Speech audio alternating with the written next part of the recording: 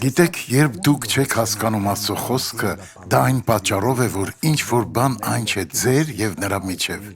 Երեմիա 23:22 Եվ եթե կանգնած լինեին իմ խորհրդումը,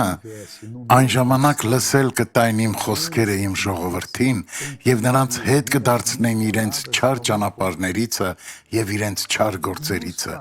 Կյանքում ոչինչ ավելի լավ չէ, քան արթնանալը եւ քնելը,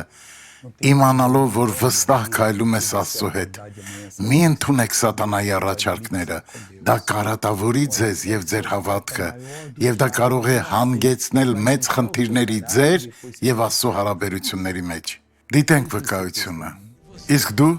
Մեջքս, ծունկս եւ ոտքս ինչպես հասար այսօր այստեղ։ կաղում էի, հազիվ էի քայլում, կոշիկ չէի կարողանում հագնել։ Բարեկամներս նայեք,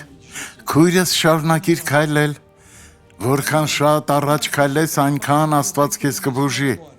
Պարզապես շարունակիր արագացնել քայլերը, տարի այստեղ վազելով, վազիր այստեղ, այդքան ավելի արագ։ Ասամ ես հիմա ավելի լավ ես զգում։ Փառք Աստծուն, ես այսօր եկել էի բուժվելու։ Եվ հիմա նայիր, Կարող եմ բարձրացնել միջև այստեղ, փառք Աստծուն։ ուրեմն վազիր հիմա, դու ազատ ես, վազիր։ Աղոթենք, Հայր, ես աղոթում եմ, որ այս մարդը հենց հիմա ազատվի խոստովանությամբ եւ իսկական զղջմամբ։ Ես հրամայում եմ ամեն չարիք հեռանալ։ Հիմա